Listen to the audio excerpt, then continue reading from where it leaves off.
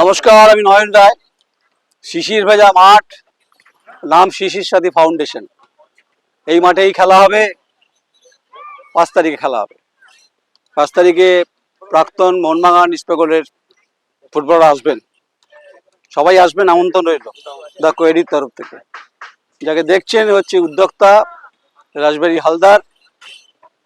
রাজনৈতিক পরিচয় সবাই জানেন, তিনি তৃণমূল যুব কংগ্রেসের জেলা যুব সভাপতি।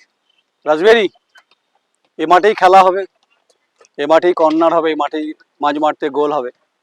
উৎসুক জনতা জনার্দন, এই প্রজন্মের ছেলেমেয়েরা যারা ব্যারেটোকে দেখেনি, যারা অনেককেই দেখেনি, মুসেকে দেখেনি যারা, তো উন্মাদনা কেমন? উন্মাদনা প্রচুর। বর্ধমান শহরে আজকে খেলার আগের দিন আজকে মাঠে প্রচুর মানুষ আসছে। বিশেষ করে আমি একটা লক্ষ্য করছি, কিছু মিডিল এজের মানুষও এসে, ভাই রাজবাড়ি কখন খেলাটা শুরু হবে, আমরা যাকে টিভিতে দেখতাম তারা খেলতে আসছে। ইয়াং জেনারেশন তারাও উৎসাহিত। দেখুন, ব্যারেটোর মতো প্লেয়ার, রহিম নবীর মতো প্লেয়ার, মেহতাবের মতো প্লেয়ার তারা আসছে। এগুলো আমাদের বাংলার গর্ব। মেহতাব, রহিম নবী, সন্দীপ নন্দী, ভারতের ক্যাপ্টেন ছিল তারা এখানে নিজেরা খেলবে। বর্ধমানে এটা প্রথম হতে চলেছে এবং এই ডার্বি বর্ধমানে প্রথম। বাট কলকাতার ডার্বি আপনাদের সবাইকার জানা আছে কেমন উদ্দীপনা উৎসাহ থাকে। বর্ধমানের ডার্বি কিরকম উৎসাহ উদ্দীপনা হবে আপনারা কালকের দিনে আমরা বলতে পারবো, কিন্তু আমরা যেটুকু বলতে পারছি, মানুষের প্রচুর উৎসাহ, প্রচুর ভিড় হবে এবং এখানে তো কোনো টিকিট বা পাস আমাদের করিনি, সাধারণ মানুষ খেলা দেখতে পাবে। আর আমার এই মিউনিসিপাল বয়েজ স্কুলের মাঠে করার প্রধান উদ্দেশ্য, বর্ধমান শহরে কার্জন ঘাটের পাশে মাঠ এবং এই মাঠে এই স্কুলে প্রচুর ছাত্রছাত্রী পড়ে। এই মাঠটা খেলার কে উদ্দেশ্য করে কিছুটা ডেভেলপমেন্ট করা আমার উদ্দেশ্য ছিল, সেটাও করেছি। আগামী দিনেও এই মাঠের ডেভেলপমেন্টে আমি স্যারকে বলেছি আমি থাকবো।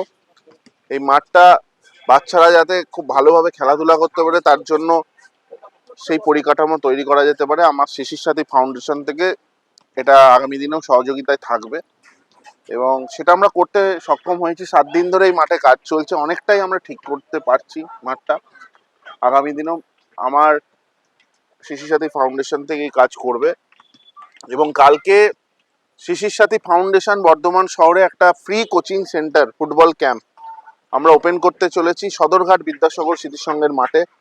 কালকেও অনুষ্ঠানে আমরা সেটা সূচনা করব এবং এই ক্যাম্প পরিদর্শনে থাকবে এই কৃতি প্লেয়ারদের, যেখানে মাসে একবার রহিম নবী এলো, একবার মেহতাবদা এলো।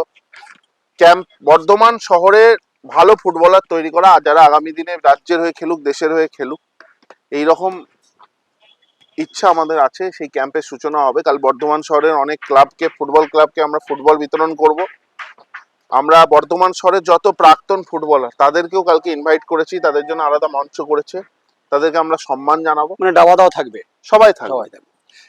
আচ্ছা রাজবাড়ী, সেটা হচ্ছে এই খেলাকে ঘিরে আমি যা যা বিতর্ক আমি চাইছি না, আমি প্রশ্ন করব না, যে হাততালি দেওয়ার জন্য যারা বসে থাকবে, এই খুদে ফুটবলার, ফুটবল প্রেমী, অনেক বয়স্ক মানুষ থাকবে, হাততালি তো এখান থেকে হবে এবং কলতান হবে, কোলাহল হবে, হই হই করে একটা ক্ল্যাপিং হবে এবং একটা ফিলিংস। ঠিকই বলছো। আমি তোমাকে একটা রেফারেন্স দিতে পারি, 80-র দশকের শেষ দিকে তখন চিমাগিরি মহামাডান স্পোর্টিং, তখন বর্ধমান রাজারানী স্টেডিয়ামে তিনি মহামাডান স্পোর্টিংয়ে তিনি প্রদর্শনী ম্যাচ খেলেছেন। আমরা তখন শৈশবে দেখেছি।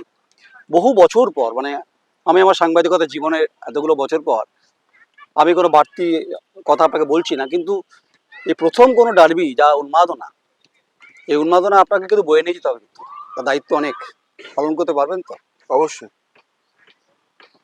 কারণ আপনি নিজেও জানেন যে আদিবাসী সম্প্রদায়, জনজাতি সম্প্রদায়ের মানুষ যারা আর্থিক কারণে সচ্ছলতার অভাবে কিন্তু ফুটবলটা খেলতে পারছে না, এখানে রাজবাড়ী ভূমিকা, যেটা বললে তুমি ক্যাম্প করবে। আমরা ক্যাম্প করছি, তো ওই জন্যই ক্যাম্প করছি, যাতে আমরা বর্ধমান শহরে যারা কোচিং পায় না সঠিকভাবে, তার জন্য সে ব্যবস্থা আমরা করছি। আগামী দিনে বর্ধমান শহর থেকে ভালো ভালো প্লেয়ার উঠবে, এটুকু কথা দিতে পারি। যে ফুটবল, আমরা তো কলকাতাকে মক্কা বলা হয় ফুটবলে। জামশেদ নাসিরি, শ্যাম থাপা, বাইচুং ভুটিয়া, সন্দীপ নন্দী, কত নাম করব, সব বর্ণময় মালায় গেঁথে যাবে। তাই আগামীকালের মালা নিশ্চয়ই খুব বড়ই থাকবে। আরেকটা আবেদন বারবার শহর থেকে উঠছে, যে ক্রিকেট একাডেমি যা বর্ধমান শহরে সে অর্থে হয়েছে, বিভিন্নভাবে বিক্ষিপ্ত হয়েছে। রাসবিহারী হালদা যখন ডার্বি ম্যাচ করছে, দেখবে ক্রিকেট কোচিং কোনো একাডেমি বা ভাবনা চিন্তা আছে কিনা এরকম। ঠিক আছে, আমি অবশ্যই যুবদের যারা বিভিন্ন ক্ষেত্রে পারদর্শী, আমরা তো ইতিমধ্যেই যুবশক্তি সম্মান দিচ্ছি, অ্যাথলেটিক থেকে শুরু করে আপনারা দেখেছেন ভলিবল, সমস্ত খেলায় যারা ভালো পারফরমেন্স করছে, বর্ধমানে যারা গর্ব, তাদেরকে আমরা উৎসাহিত করার জন্য যুবশক্তি সম্মান ইতিমধ্যেই চলছে। তো আমরা চাইবো যে যুব সমাজের ক্ষেত্রে, যেমন ফুটবলের কথা আমি জানতে পেরেছিলাম, ইস্ট বেঙ্গল মোহনবাগানের মতামত বর্ধমান শহরের যুবকদের কাছ থেকে এসেছিল, সেটাকে আজকে সাফল্যের সাথে আমরা কালকে করতে চলেছি। এবং ক্রিকেটের কথা যেহেতু উঠে আসছে, আগামী দিনে অবশ্যই ক্রিকেট নিয়ে ভাববো। আর বেশি কথা বাড়িয়ে লাভ নেই, সন্ধে হয়ে গেছে, পাখিরা ফিরে গেছে, সকালের অপেক্ষায় থাকবো। অনেক অনেক ধন্যবাদ, কারণ এই অনেক বড় কর্মকাণ্ড তোমায় করতে হচ্ছে, অনেক বাধা অতিক্রম করে। আচ্ছা, দামোদরের পারে বর্ধমান শহর, রাজবাড়ির ইতিহাস ছত্রের সাথে প্রস্ফুটিত, কার্জন গেট সাক্ষী থাকবে। কার্জন গেট তো কথা বলতে পারে না, ইট কাঠ পাথর, কিন্তু ইতিহাসের যে সাক্ষ্য বহন করা ফুটবল, যা কাল বর্ণময় হবে। ব্যারোটো থাকবে, অর্ণব থাকবে, মেহতা হোসেন থাকবে, অনেকে থাকবে, আমিও থাকবো, চিত্র সাংবাদিক ঐন্দ্রিলা মাঝি ও থাকবে, বিজন আমজাদ থাকবে, সবাই থাকবে। দেখবো, ঐতিহাসিক মুহূর্তের সাক্ষী থাকবো। শুভ কামনা রইল, শুভেচ্ছা রইল। এরকম উদ্যোগ যেন প্রাণবন্ত সজীব, যেন ঘাসের মতো হতে পারে, এটুকু কামনা করছি। নমস্কার, আমি নয়ন রায়, চিত্র সাংবাদিক ঐন্দ্রিলা ব্যানার্জি, বর্ধমান।